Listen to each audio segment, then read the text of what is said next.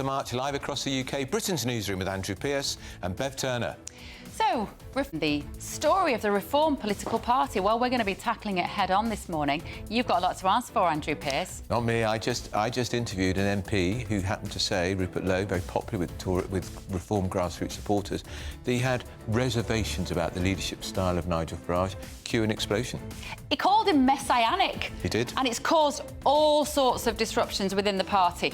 Are they bigger than this? Do you think they can ride out this and it's really just a small storm? gbnews.com/your say. It's going to be a heck of a show. First, though, here is the news with Sam Francis. Morning, it's 10 a.m. on Monday the 10th of March, live across the United Kingdom. This is Britain's newsroom with Andrew Pearce and Bev Turner, who has triggered all this drama at the Reform Party. It will probably blow over. Of course it will.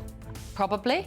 But you played a part in this, and we're going to be discussing the dates, because you think this is important, don't you? It is important. Clarify. It was when I spoke to Rupert Lowe and when he was told about the fact that the party was getting a KC-led inquiry in, it's very significant. OK, let us know your thoughts this morning. gbnews.com/your say. And if you're in Great Yarmouth, how do you feel about your MP being unilaterally stripped of the whip? First, though, here's the news with Sam Francis. Welcome to Britain's newsroom with Andrew and Bev until midday. Now, if you are a Reform supporter, it was a busy weekend. Even if you're not a Reform supporter, it was a busy weekend if you're interested in what's going on with that party. Andrew Pearce, on Friday, there was an article in the Daily... Was it Thursday? Oh, yeah, because we were on the telly, so it was Thursday. Yeah. On Thursday, there was an article in the Daily Mail, which was an interview that you did with Rupert Lowe. Yeah. We can show you up on something to do with the fact that Rupert Lowe has had the whip suspended. The very next day. The very next day. They appointed the KC on the Friday to deal with this inquiry. So just in context, there were allegations made of Rupert Lowe bullying two female members of his parliamentary staff.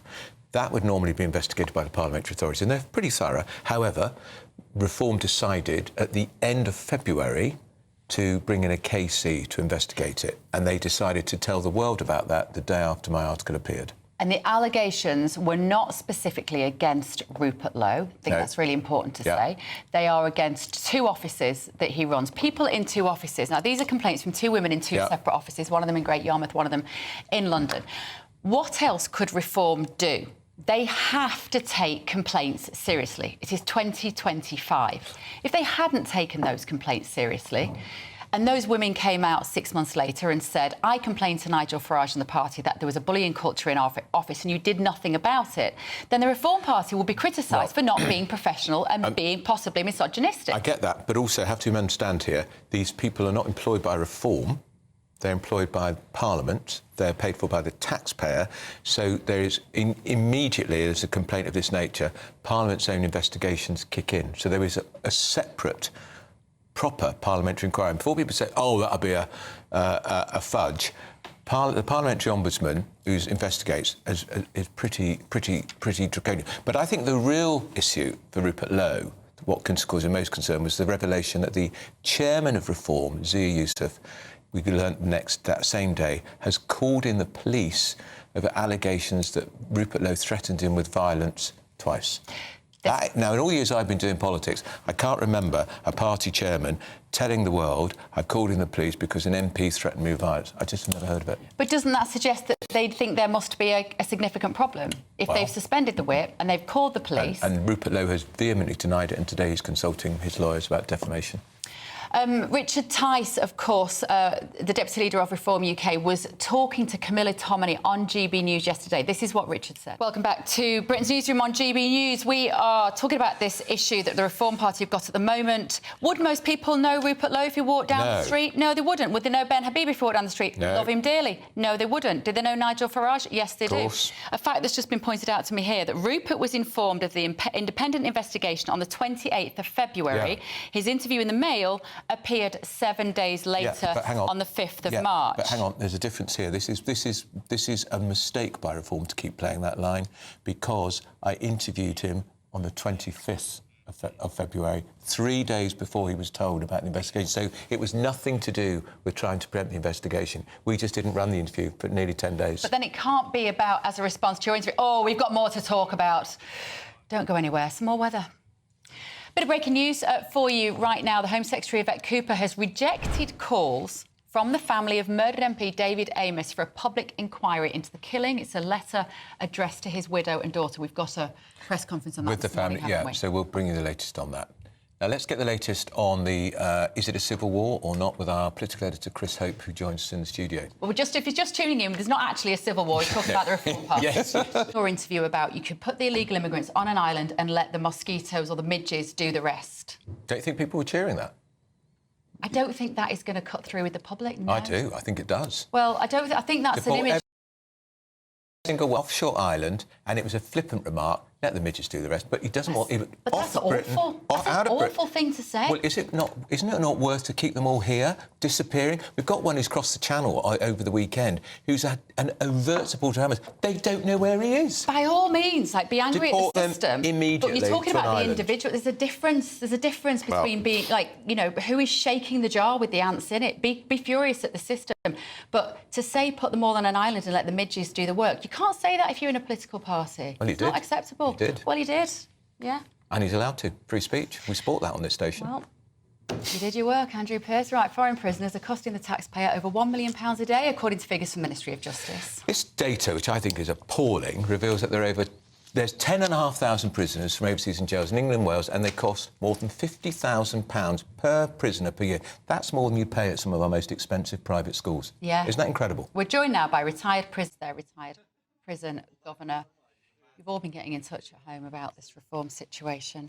Penny says Lowe and Habib should join UKIP if they disagree with reform instead of acting in the way they are accusing Nigel and Reform of. I thought they both cared about our country. Janet says Ben and Rupert have some extremely dogmatic views that not everyone agrees with. Lot of you getting in touch. We want to make your spring spectacular. It doesn't feel very spring-like today, Oh, yesterday was lovely, though, wasn't it?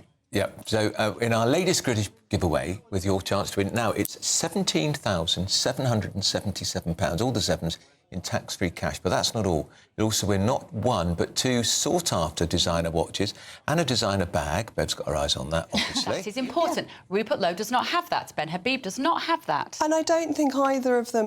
But isn't this an example of where DEI is actually deeply dangerous? It is not a nice thing to... Extraordinary, numbing. She married 6 weeks after her father died. Oh, awful. A lot of you getting in touch and saying you didn't think you'd be crying this morning, but you're watching that wiping tears from your eyes. Very powerful testimony. Now, to continue watching the family of Sir David Amess there at that press conference as they call for this public inquiry Swift dance concert, and also Kalakane, Barnaby Webber's mother, who's been on this show many times, went to Downing Street and was given that inquiry.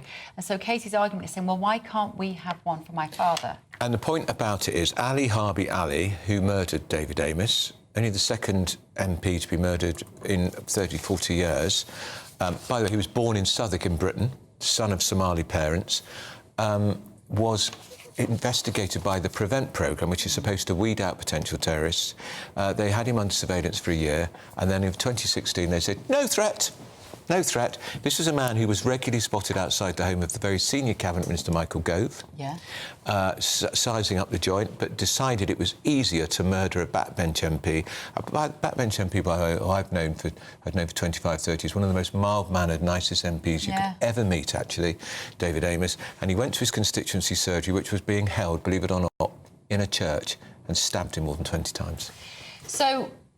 I've got Yvette Cooper's letter here that she's given to the family this morning. She says that she is going to appoint an independent external reviewer to look across the findings. What does that mean? Of the investigative work and scrutiny already completed or underway through Lord Anderson's review, the coroner's inquest and the Essex police complaints. But it wasn't a full inquest either.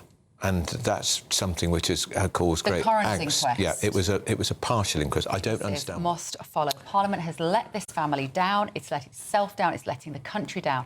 We lose a wonderful MP and are governed by dross. I support this wonderful daughter and salute you. My heart goes out to you. You are truly brave. Didn't she do well as well? Imagine trying to get through that statement, Bev. I know she's an actress, so she's used to appearing on stage, but my God. And to find that note in his briefcase about all the things he was planning for her wedding. Marianne says, such a brave young woman. Katie's dad would be so proud of her. To deal with grief is hard enough, but to not understand how and what led up to this sad loss, the failures that might impact people in the future, it should be looked at in full. There are so many cases of the Prevent programme failing, not appearing to work.